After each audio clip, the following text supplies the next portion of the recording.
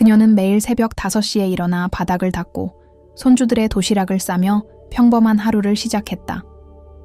마을 사람들은 그녀를 그냥 조용한 할머니라고 불렀다. 누구도 그녀가 무엇을 숨기고 있었는지 몰랐다.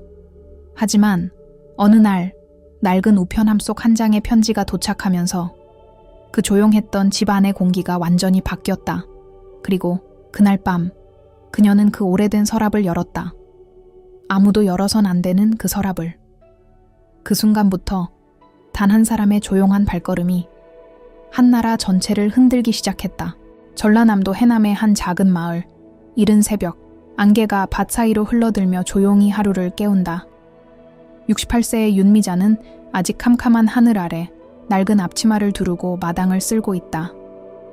손등은 갈라지고 발목은 퉁퉁 부었지만 그녀의 동작에는 익숙한 단정함이 담겨 있다.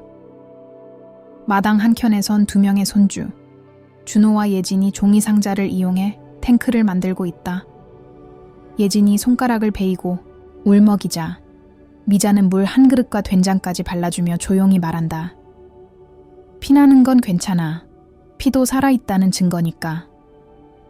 그 말엔 이상할 정도로 단단한 무게가 실려 있다. 그때 골목 끝에서 김씨 아저씨가 지나가며 읊조린다. 저 집 할망구는 딸이 도망가고 혼자 손주 키운다지. 하루 종일 김치만 담고 사람도 안 만나.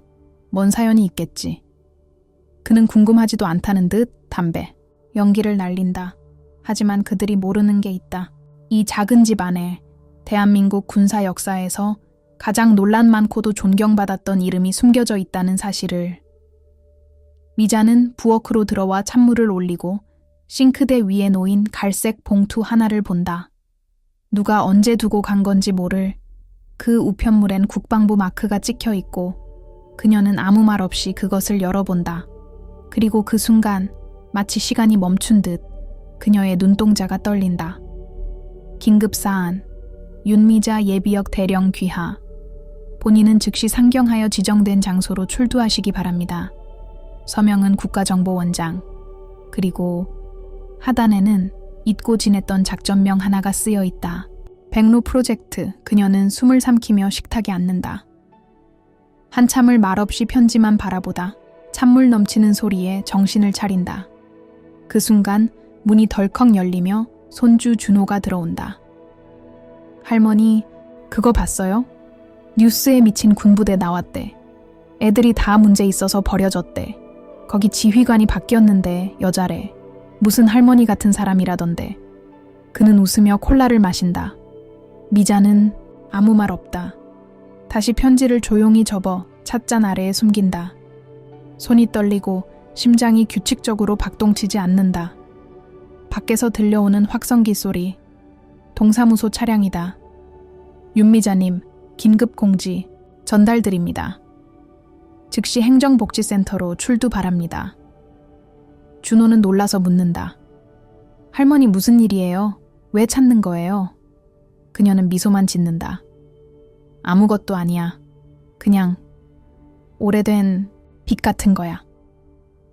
그날 밤 윤미자는 깊은 서랍에서 오래된 군화 한 켤레를 꺼낸다. 아직도 윤기가 도는 그 가죽을 손끝으로 쓰다듬는다. 그리고 옷장 한 켠에서 꺼낸 낡은 군복. 30년 넘게 손도 대지 않았던 그것을 다시 펼쳐 입는다.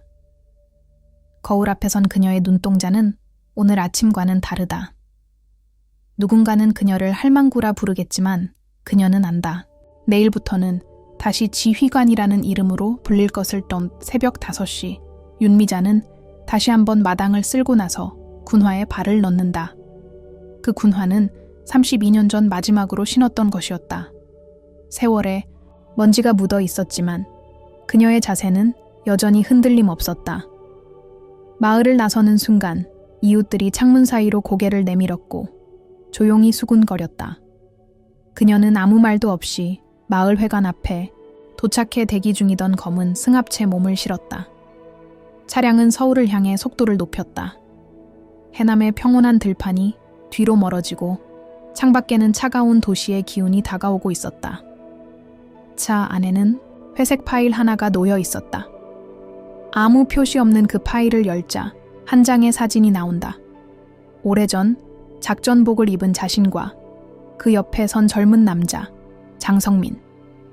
지금은 국방부 내 가장 강력한 위치에 있는 인물.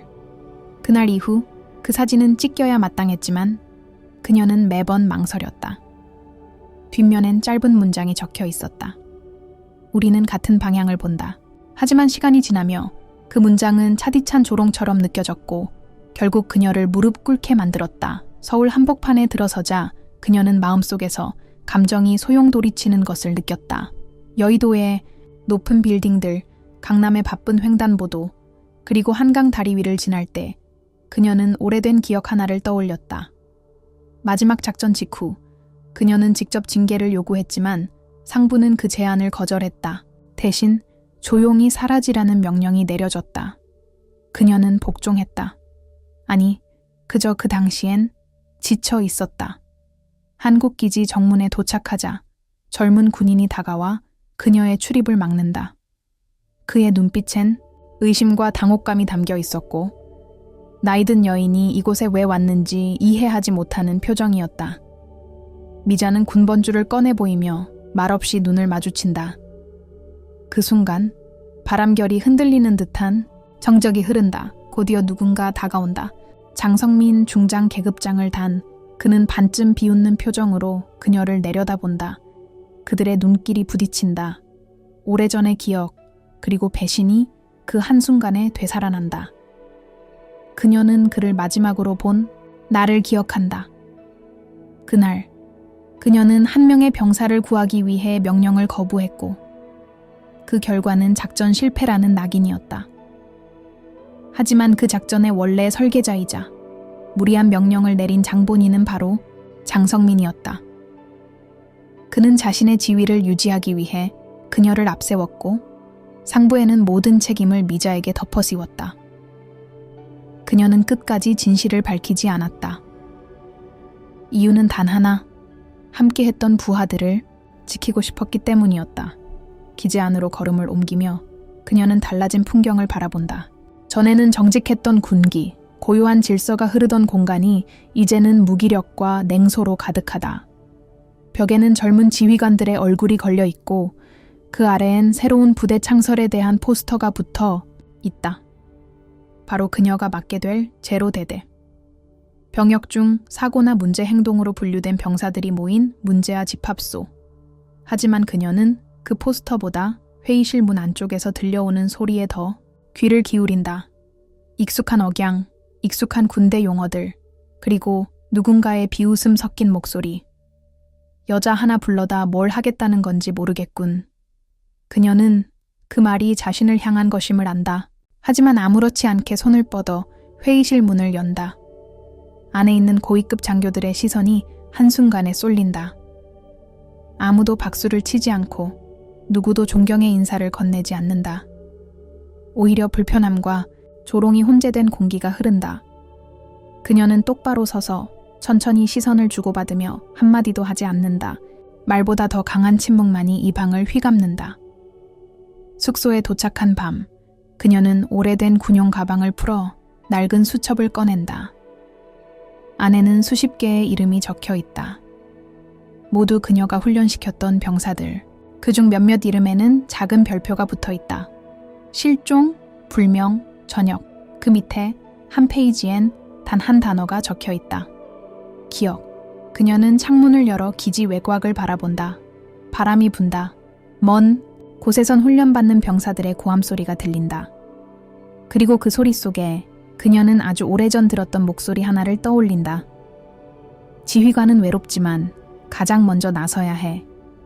그건 그녀의 옛 상관이자 인생에서 단 한 번 존경했던 인물의 말이었다. 지금은 어디 있는지도 모르는 그 사람. 그 말이 이제 다시 그녀의 등을 밀고 있었다. 조용히, 묵묵히, 그리고 흔들림 없이 윤미자는 작전복 차림으로 정해진 시각에 제로대대 훈련장에 도착했다. 새벽 6시, 겨울 찬 공기가 뺨을 날카롭게 베어가던 시간이었다. 해는 아직 뜨지 않았고 안개 낀 훈련장은 폐허처럼 침묵에 잠겨 있었다. 훈련장 한쪽에 모여있는 8명의 병사들은 제각기 벽에 기대거나 땅바닥에 앉아 있었고 몇몇은 이어폰을 낀 채 그녀의 존재조차 인식하지 않았다. 이들은 징계성 전출자, 군기 위반자, 그리고 내부 고발자라는 꼬리표를 달고 온 문제 병사들이었다. 아무도 이들을 가르치려 하지 않았고 모두가 이 부대를 없애기를 바라고 있었다. 그중 미자는 한 얼굴에 눈이 멈췄다. 반듯하게 깎인 머리, 아직 다듬어지지 않은 체형, 그리고 낯익은 이마선, 준호였다. 그녀의 손주. 그러나 준호는 그녀를 알아보지 못했다. 아니, 어쩌면 보고도 인정하지 않으려 한 걸지도 몰랐다. 그는 어깨를 움츠린 채 고개를 숙이고 있었다. 미자는 아무 말 없이 대열 앞에 섰고 조용히 호명했다. 누구도 일어나지 않았다. 짜증 섞인 한숨이 이곳저곳에서 들려왔다. 그 순간 미자는 부대기 앞에 무릎을 꿇더니 흙바닥에 손가락으로 문장을 쓰기 시작했다. 아무도 눈치를 못 채는 사이 그녀는 아주 짧은 문장을 또박또박 새겼다. 여기서 달아나면 평생 어디서도 설 자리가 없다. 그 말은 무언의 전쟁 선포였다. 훈련은 엉망이었다. 구령은 통하지 않았고 구보는 시작하자마자 중단되었으며 몇몇은 대놓고 농담을 하며 미자를 조롱했다. 그날 저녁 미자는 병사들을 식당으로 모이게 했다. 식사는 평범한 군대 식단이었지만 미자는 조용히 앉아 한 사람씩 이름을 불렀다. 너희를 기억하기로 했다. 그건 너희가 나를 잊을 수 없게 만들 것이기 때문이다. 그녀의 말에 처음으로 정적이 흘렀다. 익숙했던 조롱이 사라지고 뭔가 알 수 없는 불편한 분위기가 감돌았다. 그날 밤 병사들은 소대 내 온라인 커뮤니티에서 미자에 대한 정보를 찾기 시작했다. 놀라운 사실이 드러났다.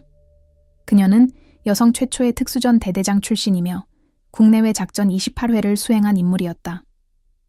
하지만 기록의 마지막엔 강제 전역, 작전 실패 책임이라는 낙인이 찍혀 있었다. 근데 왜 지금 나타난 거야? 이 나이에 뭐가 되겠다고? 대화는 섞였지만 그 안엔 묘한 경계심과 호기심이 생겨나고 있었다. 가장 먼저 반응을 보인 것은 윤지호라는 병사였다. 그는 정치인의 아들이자 내무반 내에서 가장 문제적 존재였다. 하지만 그날 밤 지호는 몰래 훈련장에 나가 있었다. 땅바닥에 미자가 새긴 문장을 찾아내기 위해 다음 날부터 훈련 방식이 바뀌었다. 미자는 구호를 외치지 않았고 오히려 병사들에게 스스로 루트를 정하게 했다. 자유 속에서 무너지는 자와 스스로 경계를 세우는 자를 구분하겠다는 전략이었다. 그리고 결과는 명확했다. 지호는 불평 없이 코스를 완주했고 준호는 처음으로 눈을 들었다. 그는 할머니의 존재를 눈치채기 시작한 듯 그녀의 말투와 손짓 하나하나를 관찰했다. 하지만 미자는 아무 감정도 드러내지 않았다. 오히려 그 어떤 병사보다 더 냉정하게 준호를 다뤘다. 셋째 날, 미자는 전 병사에게 종이 한 장과 연필을 나눠주고 이렇게 지시했다. 네가 지금 여기에 있게 된 이유를 써라. 그리고 나만 보게 해라. 병사들은 처음엔 반항했지만 하나둘 조용히 글을 적어 나갔다. 종이를 수거한 뒤 미자는 숙소에 돌아와 각자의 고백을 읽었다. 거기엔 거짓말, 분노, 억울함, 그리고 구조 요청 같은 외침이 담겨 있었다. 특히 한 장의 종이가 그녀의 눈을 멈추게 했다. 나는 아무 잘못이 없다. 그냥 인정받고 싶었을 뿐이다. 글씨는 낯익었다. 준호의 것이었다. 그날 밤 미자는 처음으로 오래된 수첩을 펼쳤다. 그 안에는 20년 전 그녀가 훈련시킨 병사들의 징계 사유와 성향, 그리고 잠재력까지 기록된 메모들이 빽빽이 적혀 있었다. 그녀는 그 옆빈 공간에 오늘의 병사들 이름을 적어가기 시작했다. 그들의 눈빛, 발걸음, 침묵의 무게를 기준으로, 그리고 마지막으로 한 줄을 적었다. 이 아이들은 구할 수 있다. 나 자신만 포기하지 않는다면. 눈발이 흩날리는 오후, 윤미자는 행정창고로 쓰이는 구식 건물의 열쇠를 받았다. 원래는 사용되지 않던 공간이었지만 그녀가 요청한 것이었다. 좁고 먼지가 쌓인 그 안에는 낡은 철제 사물함들이 줄지어 있었고 벽에는 오래된 표어들이 희미하게 남아 있었다. 몸은 부서져도 의지는 꺾지 않는다. 그중 한 사물함, 그녀가 마지막으로 사용했던 공간. 철제 손잡이를 당기자 뻑뻑한 소리와 함께 문이 열렸고 내부에는 곱게 개어진 수건과 비누, 그리고 구겨진 봉투 하나가 남아 있었다. 윤미자는 봉투를 꺼내 손바닥 위에 올려두었다. 그 표면에는 번진 글씨로 정은에게라는 이름이 적혀 있었다. 그녀는 잠시 머뭇거리다 그 봉투를 열었다. 안에는 반으로 접힌 종이 한 장. 자신이 직접 쓴 그러나 끝내 보내지 못한 편지였다. 그때는 마음이 정리되지 않았고 저녁 직후의 혼란과 부끄러움, 그리고 딸에게 설명할 수 없는 감정들이 그녀를 짓눌렀다. 편지에는 그런 말들이 담겨 있었다. 엄마는 나쁜 사람이 아니야. 하지만 좋은 사람도 아니야.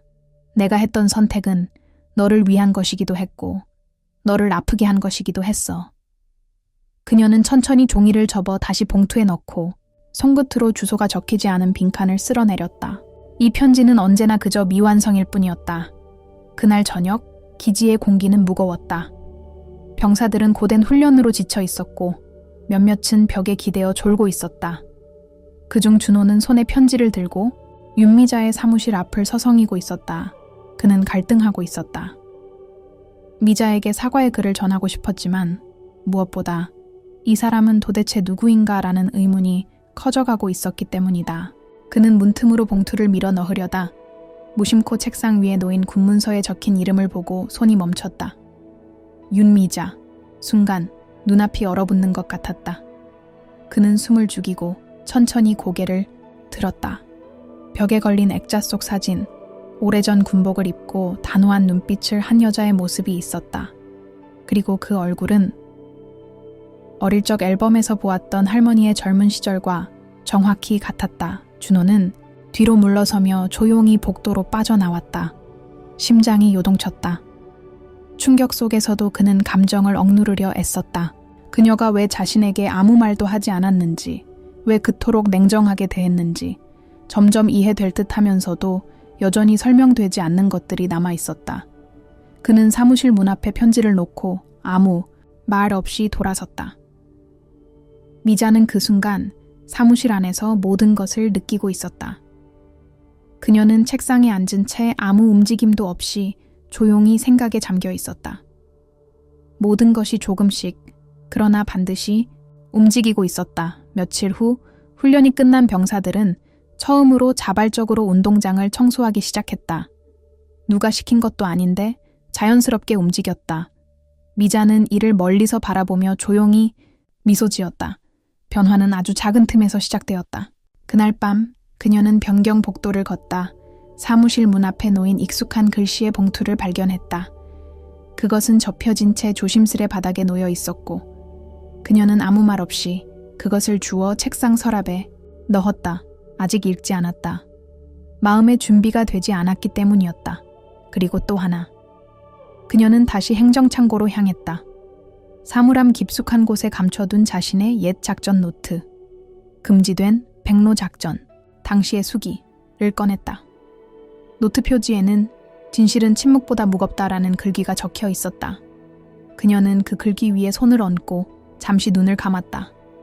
시간이 지나도 잊히지 않는 감정들이 되살아나며 그녀의 어깨를 짓눌렀다. 그러나 이제는 도망치지 않을 것이다. 그녀는 이미 시작된 어떤 흐름을 멈출 수 없다는 것을 알고 있었다. 창밖으로 보이는 훈련장 한편, 조용히 눈이 내리고 있었다. 고요한 흰 세상이 다시 그녀를 감쌌다.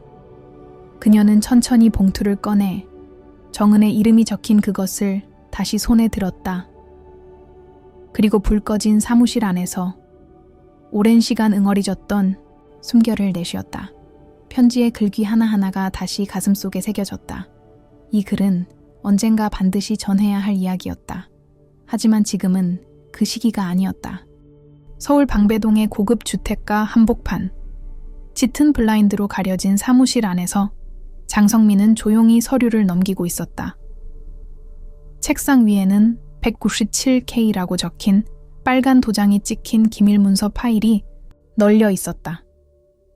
그의 표정은 평온했지만 손끝은 조심스럽게 떨리고 있었다. 오래된 문서 하나가 눈에 들어왔다. 그것은 과거 백로 작전 당시의 초기 작전 계획서였다. 그리고 그 맨 하단 서명란에는 잊고 있었던 이름이 선명하게 적혀 있었다. 윤미자. 그녀의 서명 옆엔 또 하나의 서명이 겹쳐 있었다. 그의 것이었다. 그날 이후 그는 이 보고서가 남아 있었는지조차 몰랐다. 분명히 폐기됐다고 믿었다. 아니, 그렇게 처리되었어야만 했다. 그는 황급히 문서를 다른 파일로 덮고 의자를 밀치듯 일어나 창밖을 바라보았다. 지금까지 쌓아온 권력, 위치, 명성, 모든 것이 그 서류 한 장으로 무너질 수 있다는 걸 직감했다. 그리고 그것은 단순한 기록이 아니라 윤미자의 침묵으로 인해 유지되어 온 거짓된 역사였다. 그날 오후, 그는 비서에게 조용히 지시를 내렸다. 윤미자의 활동을 감시하라. 주변 인물, 기록, 접촉자 전부. 겉으론 아무렇지 않은 듯 업무를 이어갔지만 머릿속은 이미 윤미자의 귀환이 의미하는 함의를 재구성하고 있었다. 그녀가 왜 갑자기 모습을 드러낸 것인지 단순한 지휘관 복귀가 아닐 것이라는 확신이 들기 시작했다. 그가 숨기고 싶은 과거는 단 하나였다. 백로 작전. 그 작전에서 실제 명령권을 행사한 건 그 자신이었다. 하지만 당시의 참사적 결과 앞에서 그는 모든 것을 미자에게 떠넘겼고 그녀는 아무 말도 하지 않았다. 한편 윤미자는 기지 구석에 자리한 방공호처럼 생긴 오래된 벙커로 향했다. 그곳은 과거 그녀가 작전 기획을 준비하던 장소였다. 내부는 여전히 폐쇄된 공간이었고 벽에는 오래전 붙여놓은 작전 지도와 연락용 무전표들이 그대로 남아 있었다. 철제 선반 뒤편, 그녀는 녹슨 손잡이를 당겨 벽면의 일부를 밀어냈다.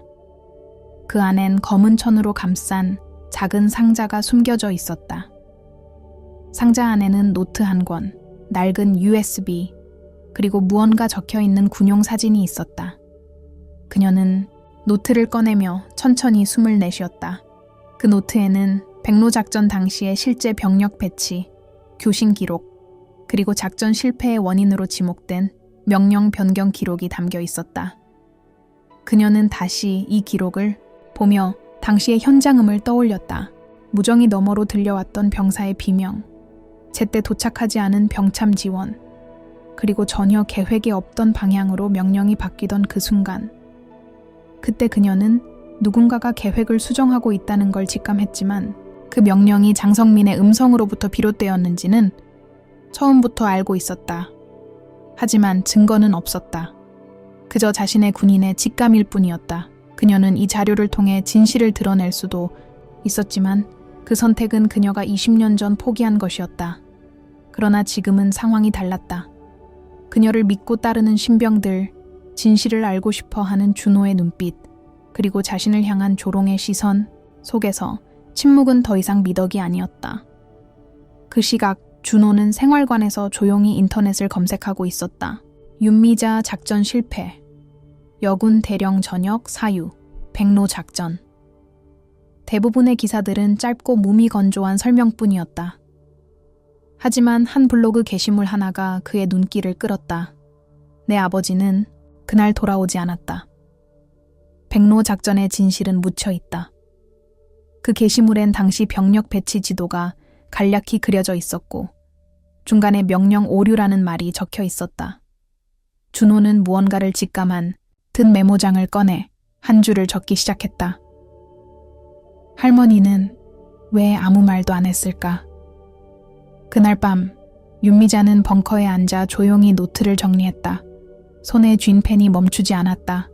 오래된 기록을 다시 정리하며 그녀는 스스로를 되묻고 있었다. 지금 이 진실을 꺼내면 무엇이 달라질까? 명예를 회복할 수 있을까? 아니면 더 많은 것을 잃게 될까? 그러나 단 하나, 확실한 것은 있었다. 거짓된 진실은 더 이상 묵인할 수 없다는 것. 그리고 그 진실을 가장 먼저 마주해야 할 사람은 아마도 자신이 아니라 바로 준호일지도 모른다는 예감이었다. 3월의 아침, 기지의 운동장엔 얼어붙은 땅 위로 뿌연 김이 올라왔다. 윤미자는 새벽부터 병사들을 모아놓고 아무 말 없이 버티기 훈련을 시켰다. 구령도 설명도 없었다. 단지 정해진 점 안에 서서 한 발자국도 움직이지 않고 버티는 것. 군대 생활의 핵심은 이유 없이 견디는 법을 배우는 데 있다고 그녀는 믿었다. 몇몇 병사들은 혼잣말을 중얼거리며 자리를 이탈했지만 그중 3명은 끝까지 자리를 지켰다. 준호, 지호, 그리고 인원 명단에서 김대진으로 기재된 말 없는 청년이었다. 그날 저녁 윤미자는 이 3명의 명찰을 메모지에 옮겨 적으며 천천히 벽에 붙여두었다. 작은 성공이지만 그녀에게는 균열의 시작이었다. 특히 준호는 점점 자신의 감정을 숨기지 못하고 있었다. 그는 요즘 훈련이 끝난 후에도 기지 안 여기저기를 배회했고 밤에는 오래된 기록을 뒤적이며 할머니의 흔적을 찾고 있었다. 그날 저녁 지호가 조용히 식기 정리를 돕고 있는 미자를 찾아왔다. 예상 밖의 행동이었다. 평소 같았으면 불만을 늘어놓거나 허세 섞인 농담으로 기강을 흐트러뜨렸을 텐데 그날은 달랐다. 그는 어색한 말투로 자신의 어머니에 대한 이야기를 꺼냈다. 어머니 역시 과거 군 생활 중 억울한 징계를 받고 제대한 후 평생 사람을 피하며 살았다고, 세상이 정의롭지 않다는 걸 너무 빨리 배운 탓에 자신도 방황해왔다고, 지호는 그저 누군가가 믿어줬다면 어머니도 지금은 달랐을 거라며 혼잣말하듯 내뱉었다. 윤미자는 아무 말 없이 그의 이야기를 들었다.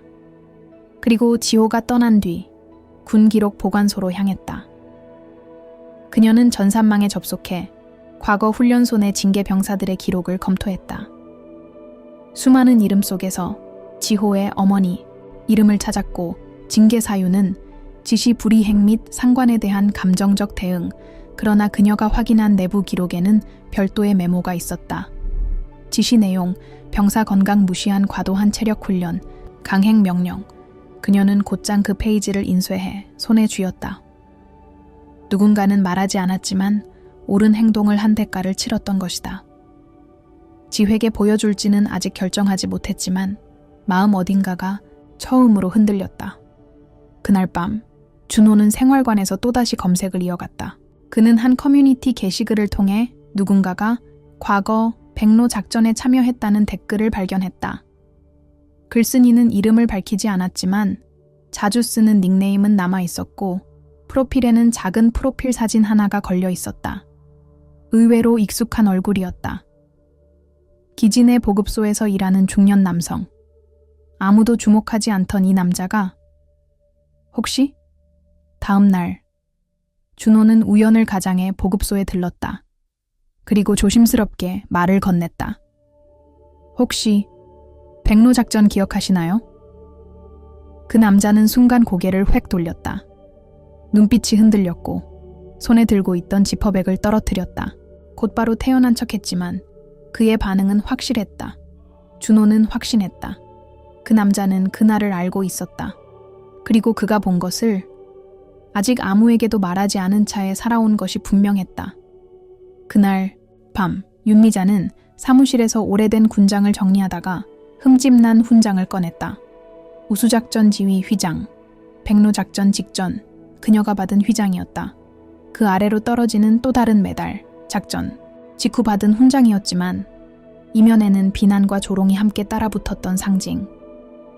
그녀는 조용히 두 훈장을 손에 쥐고 불을 끄고 의자에 앉았다. 그러곤 처음으로 흐느끼듯 짧은 숨을 토했다. 기억이란 유령과 같았다. 언제든 불쑥 나타나 고요한 일상을 망가뜨렸다. 윤미자는 알았다. 이제는 외면할 수 없는 순간이 다가오고 있다는 것을. 그 순간 준호는 자신의 작은 노트에 한 문장을 적고 있었다. 진실은 말하지 않는 사람보다 알고도 외면한 사람을 더 아프게 만든다. 그리고 그 아래 조심스레 또 하나의 문장을 덧붙였다.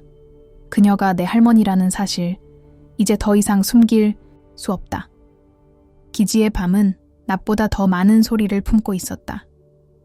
규칙적인 군화 소리, 어둠을 가르는 무정의의 전파음, 그리고 숙소 안에서 들려오는 낮은 숨소리들. 그 가운데 병사 박용수는 생활관에서 몰래 챙겨온 노트북을 펼쳐 무언가를 시도하고 있었다. 그는 군 전산망 보안 훈련 중 실습용 계정을 기억하고 있었고 그것을 통해 제한된 내부 서버에 접속했다. 단순한 장난이었다. 누군가의 개인정보나 병사들의 평가서를 슬쩍 보는 정도. 하지만 그날은 달랐다. 보안 폴데오 47이라는 알 수 없는 폴더가 눈에 띄었고 용수는 무심코 그 파일을 열었다. 영상 하나. 무거운 정적 속에서 낮은 음성이 울렸다. 영상은 흐릿한 흑백 감시 카메라 화질이었고 공간은 군 회의실로 보였다. 화면에는 두 인물이 서 있었다. 한 사람은 젊은 시절의 윤미자, 그리고 다른 한 사람은 지금 국방부의 중추를 담당하고 있는 장성민이었다. 영상 속 장성민은 조용히 테이블 위 작전 문서를 내밀며 말했다. 지금 이 수정 안에 서명만 하면 돼. 책임은 내가 질 테니. 하지만 미자는 분명히 고개를 저었다. 잠시 정적이 흐른 뒤 장성민이 목소리를 낮추며 뚜렷하게 말한다. 미자, 이건 네가 책임져야 돼. 현장에 있었던 건 너였으니까. 그 다음 장면은 흔들리는 카메라와 함께 짧게 끊겼고 마지막으로 녹화된 음성은 상부엔 내가 전달할 테니 넌 침묵해. 그 영상은 분명 오래전 숨겨졌어야 할 과거였다. 하지만 왜인지 그것은 삭제되지 않은 채 이 시스템 어딘가에 남아 있었고 지금 막 의도치 않게 병사 용수의 눈앞에 펼쳐진 것이었다. 그는 당황했지만 호기심을 억누르지 못하고 영상을 복사해 USB에 저장했다. 그리고 다음 날 아침 조용히 준호에게 그것을 건넸다. 용수는 말했다. 넌 그녀랑 뭔가 있지. 네가 봐야 할 것 같아. 준호는 숙소 창가에 앉아 USB를 노트북에 연결했다. 그리고 영상이 재생되는 동안 그의 호흡은 점점 거칠어졌다. 영상 속 할머니는 자신이 아는 그 조용하고 무뚝뚝한 할머니가 아니었다. 그녀는 단호했고 격렬했고 끝까지 진실을 굽히지 않았다. 그리고 그 옆에 남자는 지금 이 모든 진실을 감추고 있는 사람 장성민이었다. 그 순간 준호는 복잡한 감정에 휩싸였다. 놀람, 분노, 슬픔, 그리고 자책. 그녀가 자신에게 말하지 않았던 이유는 단순한 감정이 아니었다. 그것은 누군가의 인생을 대신 짊어졌던 사람의 무게였다. 준호는 아무 말 없이 노트북을 닫고 책상 위에 손을 올렸다. 그 진실을 세상에 알리고 싶은 욕망과 그녀가 평생 지켜온 침묵을 무너뜨리는 것에 대한 죄책감 사이에서 갈등했다. 한편 기지 사무실에서는 보안 담당 병사가 이상 접속 기록을 감지하고 있었다. 접속자 BYS21 비인가 접근.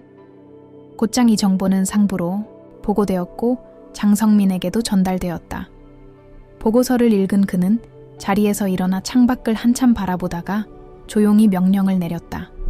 윤미자, 더 이상 놔둘 수 없다. 그리고 그 손주놈도 마찬가지다. 그 말은 단순한 감정이 아니었다. 그에겐 지금이 마지막 방어선이었고 영상이 퍼지기 전에 모든 것을 덮어야 했다. 같은 시각 윤미자는 자신의 사무실에서 복사한 백로 작전 노트를 정리하던 중 문틈으로 들어온 찬바람에 시선을 돌렸다. 어딘가에서 흐트러진 느낌, 오래된 직감이었다. 그녀는 창문을 닫고 잠시 눈을 감았다. 그리고 마치 무언가를 예감하듯 수첩에 짧은 문장을 적었다. 지금부터가 시작이다. 그날 저녁 병사들 사이에서는 이상한 기류가 흘렀다. 영상의 존재는 공식적으로 공개되지 않았지만 용수와 준호를 통해 몇몇에게 전해졌고 입을 다문 채 그녀를 바라보는 눈빛은 이전과는 달랐다. 존경, 동정, 그리고 복잡한 진실에 대한 갈망. 미자는 그 눈빛의 변화를 정확히 읽었고 조용히 마음속으로 중얼거렸다. 내 이름은 다시 더럽혀지지 않을 것이다. 그러나 그녀는 알지 못했다. 장성민이 이미 계획을 시작했다는 것을. 그리고 그 계획의 중심엔 그녀가 가장 지키고 싶은 존재, 준호가 있었다. 3월 말 서울 광화문 광장은 아직 봄 기운이 완전히 퍼지지 않은 차가운 바람 속에 잠겨 있었다. 군 기지 내에서는 어수선한 긴장감이 감돌았다. 윤미자는 회의실 앞에 서 있었다. 손에는 A4 용지 한 장이 들려 있었고 그 종이엔 삐뚤삐뚤하게 적힌 8개의 이름이 있었다. 제로 대대 병사들, 그들의 서명, 그리고 그 위엔 전상자 추모 및 침묵의 행진 요청서라는 제목이 붙어 있었다. 그녀는 지난 이틀 동안 상부를 수십 번 설득해 이번 행진을 승인받았다. 공식 명분은 전역자와 전사자에 대한 경의, 그러나 누구보다도 그녀 자신이 알고 있었다. 이 행진은 진실을 향한 묵묵한 저항이었다. 명령 없이, 구호 없이, 무기 없이 그저 걷는 것. 그것이 그녀가 선택한 방식이었다. 그리고 병사들은 아무도 빠지지 않았다. 놀랍게도 그들이 먼저 참여하겠다고 손을 들었다. 행진 당일 새벽부터 기지 안은 정적에 휩싸였다. 군복을 갖춰 입은 제로 대대의 병사들이 줄지어 서 있었다. 옷차림은 각자 다르지만 단정하게 다려진 복장 속엔 이전과는 다른 결의가 서려 있었다. 미자는 부대기를 들고 선두에 섰다. 그리고 그 뒤로 지호가, 대진이, 그리고 마지막 줄엔 준호가 조용히 걸음을 맞췄다. 누구도 말을 하지 않았다. 그들의 발소리만이 이른 아침 서울 도심의 고요를 흔들었다. 광화문에 도착한 대열은 광장 중심을 따라 천천히 걸었다. 시민들은 하나둘 멈춰 서서 그들을 지켜보았고 휴대폰을 꺼내 촬영하기 시작했다. 언론은 초기에 관심을 두지 않았지만 이내 SNS에서 퍼져나가기 시작했다. 군복을 입은 젊은이들이 아무 말 없이 걷는다. 그들을 이끄는 건 한 할머니. 영상은 순식간에 수십만 뷰를 넘겼고 사람들은 댓글에 물었다. 저 여자는 누구인가요? 무슨 일이 있었던 거죠? 그리고 바로 그 순간 누군가가 과거 백로작전과 윤미자의 이름을 연결한 기사 캡처를 올렸다.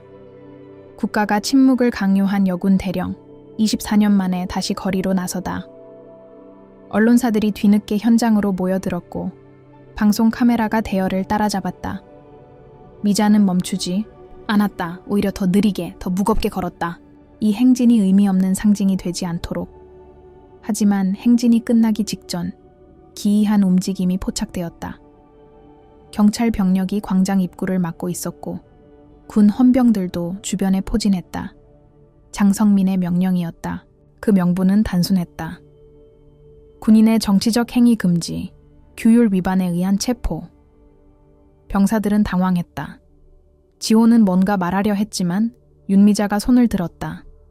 아무 말 없이. 침묵은 그대로 유지되어야 한다고 그녀는 믿었다. 그녀는 조용히 부대기를 내리고 손을 들었다. 자진 체포의 의사를 밝힌 것이다. 병사들은 저마다 충격을 감추지 못했지만 끝까지 침묵을 지켰다. 윤미자가 헌병에 의해 연행되는 모습은 그대로 생중계되었다. 시민들은 놀라워했고 일부는 격분했다. SNS는 들끓기 시작했다. 왜 이 여자를 데려가는가? 진짜 침묵을 지킨 사람을 왜 탄압하는가? 기지로 돌아온 병사들은 처음으로 서로에게 말을 건넸다. 우리 그냥 끝난 거야? 아니, 지금부터 시작이지. 그 순간 준호는 스마트폰을 꺼내 카메라를 켰다. 그리고 한 문장을 화면에 띄웠다. 그녀는 내 할머니다. 그리고 오늘 국가는 또 한 번 그녀를 침묵시키려 했다. 그 글은 곧바로 온라인 커뮤니티와 언론에 퍼졌다. 기지 안의 조용한 복도에 한 병사의 휴대폰이 진동했다. 뉴스 속보. 윤미자 전 대령, 군 명예훼손, 혐의로 군사법원에 출두 예정. 하지만 그 아래에는 또 다른 뉴스가 떠 있었다. 윤미자 대령을 지지합니다. 온라인 서명 20만 돌파. 과거 백로작전의 진실은 무엇인가? 1999년 기밀작전 재조사 요청 빗발쳐. 그날 밤 윤미자는 군 헌병 구금소 안작은 방에 앉아 있었다. 감옥은 작았지만 그녀의 존재는 벽보다 더 크고 단단했다. 그녀는 침묵한 채 작전 노트에서 찢어낸 한 페이지를 가슴 안쪽에 접어 넣었다. 그리고 천천히 눈을 감았다. 침묵은 더 이상 굴복이 아니었다. 그것은 저항의 언어가 되었고 진실의 전조였다. 군사 구금소의 아침은 모든 기지보다 더 침묵에 익숙했다.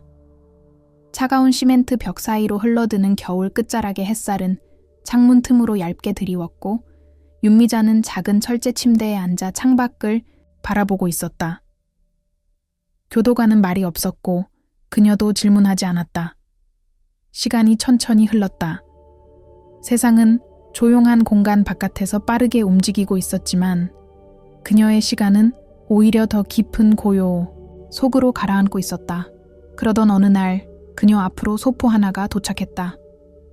수신자 이름 위에는 정성스럽게 송을씨로 윤미자 대령님께라고 적혀 있었고 발신인 이름은 없었다. 교도관이 잠시 망설이다가 그것을 조용히 건넸고 미자는 두 손으로 포장을 풀었다. 상자 안에는 형형색색의 조화가 한 알음 담겨 있었다. 생화가 아닌 종이로 정성껏 접어 만든 꽃들, 국화, 백합, 무궁화. 그 꽃들 사이엔 작은 메모가 있었다. 지켜본 사람들이 많습니다. 혼자가 아닙니다. 그녀는 아무 말 없이 손끝으로 한 송이의 꽃을 집어들었다.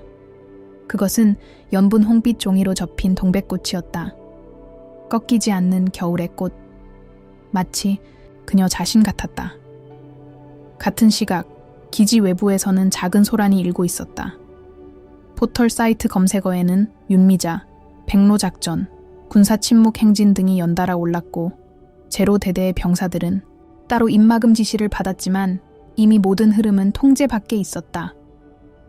시민들의 온라인 지지 성명은 30만을 넘었고 각종 언론은 그녀의 과거를 파헤치기 시작했다.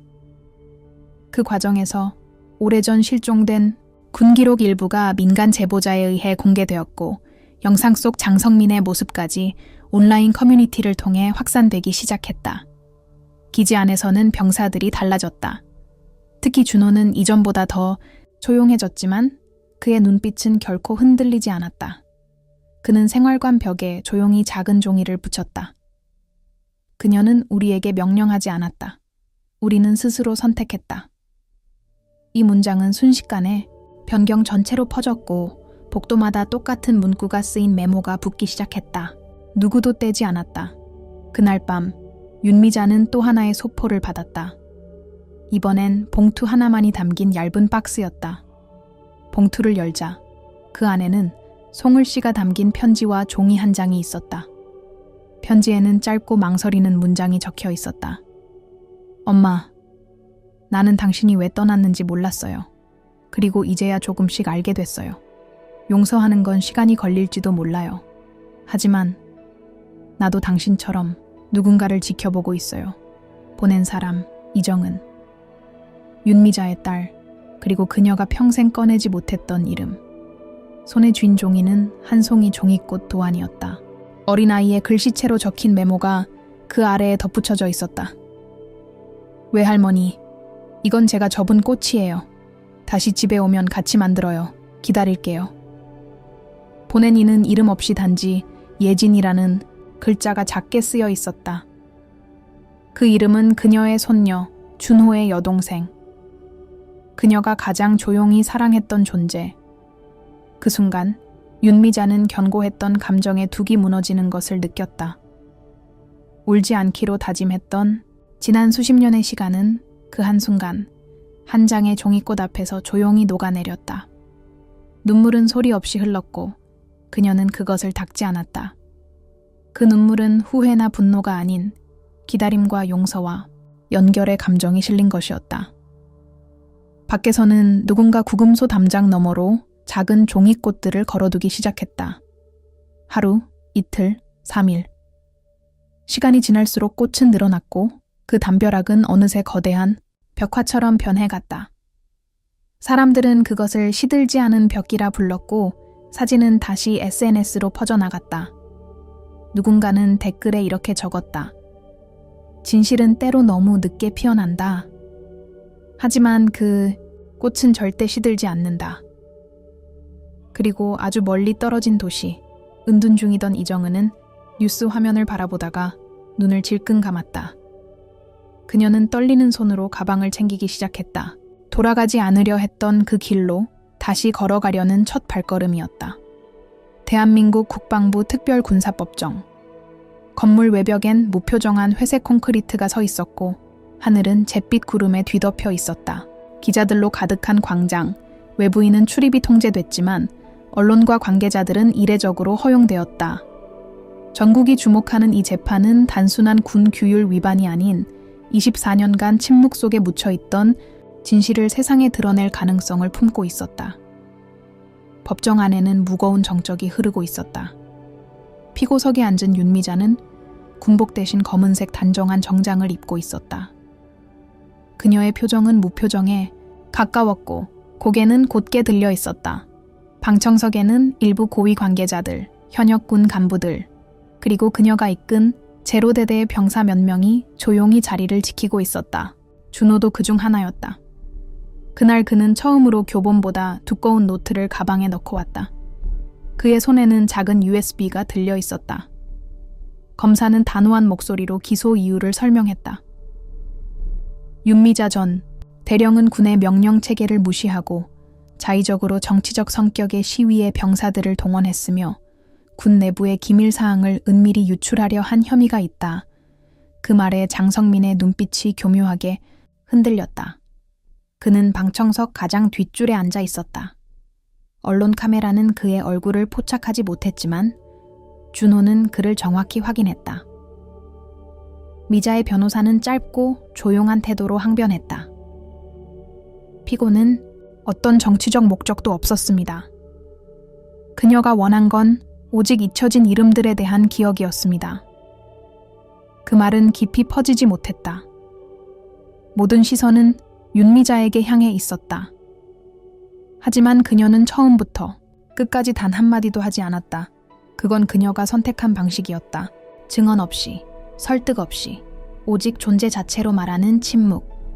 재판 중반, 재판부는 잠시 휴정을 선언했다. 그 짧은 틈 사이에 방청석에서는 조용한 움직임이 일어났다. 준호가 자리에서 일어나 천천히 앞으로 걸었다.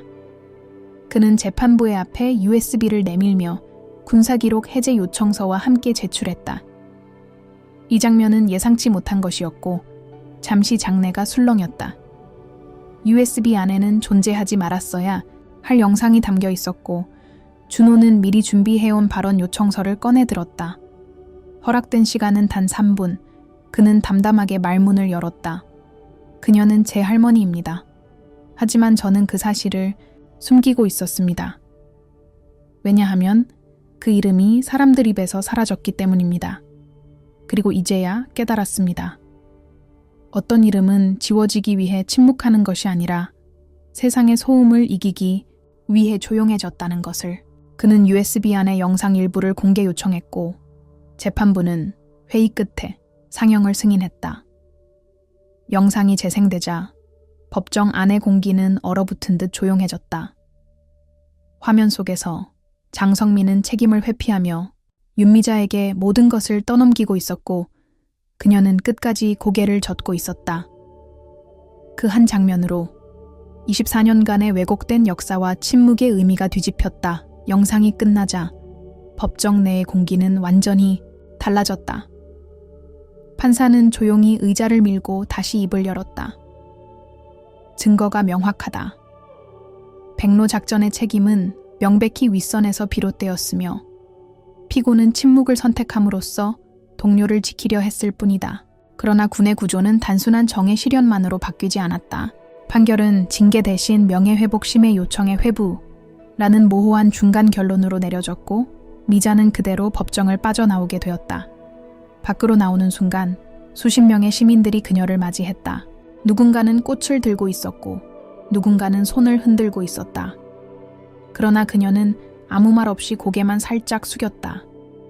그 순간 군복 차림의 한 여성이 조용히 다가왔다. 얼굴은 마스크에 가려져 있었지만 그녀가 윤미자를 부를 때 목소리는 떨렸다.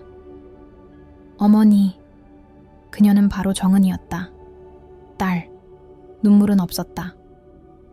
오히려 오랜 시간 말하지 못했던 사람들만이 나눌 수 있는 침묵이 흘렀다. 두 사람은 말없이 서로를 바라봤고 마침내 정은이 천천히 다가가 윤미자의 손을 잡았다. 마치 무너진 다리 사이에 첫 번째 기둥이 다시 놓인 것처럼 그 장면은 보는 이들의 가슴을 울렸다. 그날 밤 뉴스는 전했다. 윤미자 전 대령 백로 작전 책임에서 벗어나다. 그러나 사람들의 입에 오르내린 건 그 기사의 문장이 아니었다. 한 장의 사진이었다. 군법정을 나서며 손을 잡은 두 여인. 누군가는 댓글에 이렇게 적었다. 이게 진짜 복무다. 국가보다 깊은 사람을 위한 복무. 봄비가 부슬부슬 내리는 오전, 국방부 본관 1층 로비는 이례적으로 수십 명의 인파로 북적였다. 정장 차림의 관계자들, 언론사 기자들, 현역과 예비역 장교들까지 각자의 이유로 그 자리에 모여 있었다.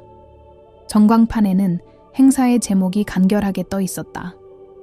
대한민국 명예복권자 윤미자 전 대령의 대한특별훈장 수여식. 조용하지만 무게 있는 명칭. 누군가에겐 뒤늦은 사과, 누군가에겐 불편한 진실의 확인. 윤미자는 정장을 입고 행사장 입구에 조용히 섰다. 그녀 옆에는 정은이 서 있었고 그 옆엔 준호와 예진도 나란히 자리했다. 가족이라는 이름으로 한 자리에 모인 건 수십 년 만이었다. 예진은 작은 손으로 미자의 손을 꼭 잡고 있었고 미자는 그 따뜻한 천을 느끼며 한 발 한 발 천천히 안으로 들어섰다. 사람들은 사진을 찍으며 속삭였지만 그녀는 어떤 말에도 반응하지 않았다. 눈빛만은 단단하게 앞으로 향하고 있었다. 행사는 절제된 진행 속에 흘러갔다. 사회자는 미자의 저녁 당시 상황을 간략히 요약했지만 그 말 속에는 철저히 감정이 배제되어 있었다. 윤미자의 인생을 수치로 정리할 수 없다는 것을 정작 그녀를 마주한 이들만이 알고 있었다. 무대 위에 올라선 고위 장성은 훈장을 전달하며 말했다.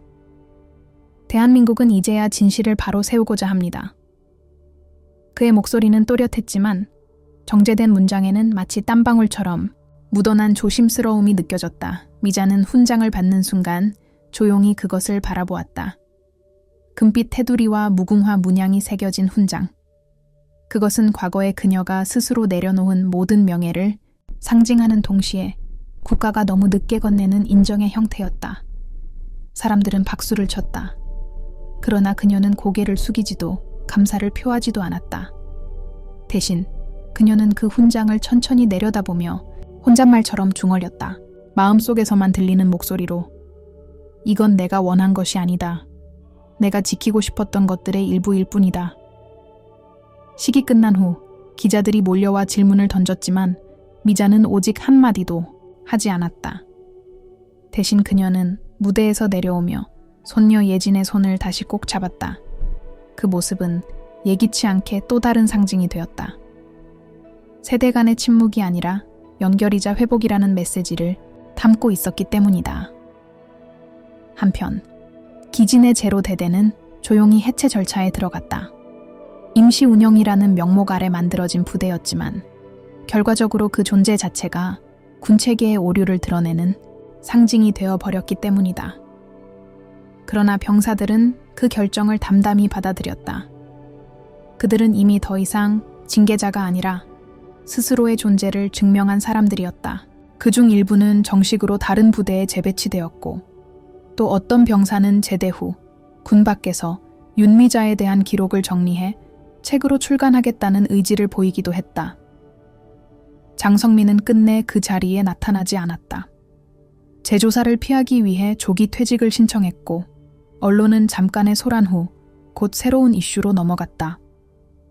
하지만 그의 이름은 결국 군 내부 기록에서 빠르게 지워졌고 아이러니하게도 윤미자의 이름은 이제 교육자료 속 진실을 지킨 군인의 표본으로 소개되기 시작했다. 행사장에서 돌아오는 길, 윤미자는 딸 정은과 나란히 걷고 있었다. 둘 사이에는 오랜 침묵이 있었지만 그날은 달랐다. 정은은 길게 핀 진달래꽃을 바라보다가 조용히 입을 열었다. 이제 우리 집으로 갈래요, 엄마? 윤미자는 대답 대신 하늘을 올려다보았다. 그리고 아주 짧게, 하지만 분명히 고개를 끄덕였다. 그날 밤 해남의 오래된 집 창가에 불이 켜졌다. 낡은 마루 위에는 윤미자가 받은 훈장이 놓여 있었고 그 옆에는 종이로 접힌 꽃들이 정성스레 줄지어 놓여 있었다. 어린 예지는 윤미자의 무릎에 앉아 새로운 꽃 접는 법을 배우고 있었다. 군화를 벗고 전투복을 벗고 이제 그녀는 단 하나의 이름으로 남고 싶었다. 할머니, 해남에 봄은 유난히 느리게 찾아왔다. 바람은 여전히 차가웠고 들판에는 아직 진달래가 피지 않았지만 윤미자의 집 안은 따뜻한 온기로 가득 차 있었다. 부엌에선 된장국 끓는 소리가 조용히 퍼졌고 마루에선 종이 꽃 접기 수업이 한창이었다. 미자는 무릎 위에 예진을 앉히고 동백꽃 모양을 천천히 접으며 설명했다. 손끝은 거칠었지만 움직임엔 여유가 생겨 있었다. 준호는 한쪽 구석에서 이를 지켜보다가 카메라로 조용히 장면을 담고 있었다. 이 순간을 기록하는 것이 자신이 할 수 있는 방식의 존경이라 느꼈다. 며칠 전까지만 해도 서울의 군사재판정에 서 있던 이 여인이 지금은 나무 그늘 아래 마당을 쓸고 있는 할머니가 되었다는 사실은 어쩌면 세상이 그렇게까지 나빠지진 않았다는 증거였다. 그러나 윤미자는 알고 있었다. 진실은 늘 가장 조용한 곳에서 무겁게 눌러 앉아 있다가 누군가의 결심을 통해 조금씩 세상 밖으로 흘러나오는 법이다. 그날 오후 작은 우편물이 도착했다. 발신인은 없었지만 고급 봉투엔 군번줄 하나와 짧은 메모가 동봉되어 있었다. 당신이 지킨 것, 이제 우리가 이어가겠습니다. 미자는 군번줄을 손에 쥐고 오랜 시간 가만히 있었다. 과거의 그림자와 현재의 빛이 겹쳐지며 그녀 안의 시간이 다시 한번 움직였다. 군복은 벗었지만 그 마음만은 여전히 그녀의 일부로 남아 있었다. 며칠 후 동네 작은 학교에서 연락이 왔다. 마을 자원봉사 강사로 미자를 초청하고 싶다는 내용이었다. 학생들에게 삶의 태도와 책임감에 대해 들려줄 수 있는 분을 찾고 있다고 했다. 미자는 처음엔 조용히 거절하려 했지만 예진의 손에 이끌려 결국 교정에 들어섰다. 작은 강당 안 중학생 아이들이 반쯤 긴장된 얼굴로 앉아 있었고 칠판에는 하얀 분필로 적힌 문장이 남아 있었다. 존경하는 사람은 누구입니까? 윤미자는 그 글귀 앞에 천천히 걸어가 분필을 들어 적었다. 누군가를 위해 침묵할 수 있는 사람. 그 순간 교실은 조용해졌다. 아이들은 아무 말 없이 그녀를 바라보았고 예진은 자랑스럽게 고개를 끄덕였다. 그리고 그날 이후 마을에선 그녀를 단지 윤미자가 아닌 윤 선생님이라 부르기 시작했다.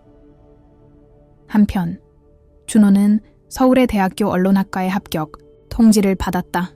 그는 미자에게 그 소식을 전하며 망설였다. 할머니, 나 서울 가도 돼요? 미자는 미소를 지으며 대답 대신 자신의 책장 아래에서 오래된 노트를 꺼내주었다. 그 안에는 백로 작전 당시 기록뿐 아니라 그녀가 제로 대대 병사들에 대해 썼던 메모들도 함께 있었다. 표지에 작은 글씨로 적힌 문장이 있었다. 기억하는 자만이 바꿀 수 있다. 그 노트를 받은 준호는 눈을 떼지 못한 채 한참을 앉아 있었다. 그리고는 조용히 다짐했다. 자신이 앞으로 기록할 세상의 이야기 속엔 절대 침묵 속에 사라지는 이름이 없도록 하겠다고. 며칠 뒤 해남 마을에는 뜻밖의 방문객들이 찾아왔다. 제로 대대에서 함께 훈련받았던 병사들이 자발적으로 모여든 것이었다. 지호는 유쾌한 말투로 이젠 문제아들이 아니라 사회인입니다 라고 농담했고 대지는 직접 만든 종이꽃 화분을 건넸다. 그 꽃은 예진과 함께 만든 것과 꼭 닮아 있었다. 윤미자는 그들을 마루에 앉히고 손수 끓인 된장국을 내주었다. 다시 군대 이야기를 꺼내는 일은 없었지만 눈빛만으로도 서로를 이해할 수 있었다. 싸움도, 눈물도, 자존심도. 결국 모두 지켜야 할 것이 있었기 때문에 생긴 것이란 걸 그들은 알고 있었다. 그날 저녁, 마을 어귀에 선 작은 불빛 아래 사람들이 모였다. 아이들은 종이꽃을 하나씩 들고 마당에 설치된 작은 무대에 올랐다. 마을 어르신이 오늘은 우리 해남의 큰 자랑, 윤미자 선생님을 위한 밤입니다. 라고 말하자 사람들은 박수를 보냈고 예지는 무대에 올라 마이크를 잡았다. 우리 외할머니는 말없이 세상을 바꿨어요. 저는 그게 가장 멋있다고 생각해요. 밤하늘에 작은 종이꽃들이 매달린 채 흔들렸다. 바람은 고요했고 윤미자는 군복 없이도 가장 단단한 자리에 서 있었다. 사람들은 이제 그녀를 기억할 것이다. 작전의 실패가 아닌 신념의 승리로, 계급의 권위가 아닌 침묵의 용기로, 그리고 그 벽 한쪽에는 아직도 걸려 있었다. 낡은 군복 한 벌, 구겨졌지만 찢어지지 않은 채로 그 옆에 적힌 작은 문장, 군복은 벗을 수 있다. 그러나 마음은 끝까지 지켜야 한다.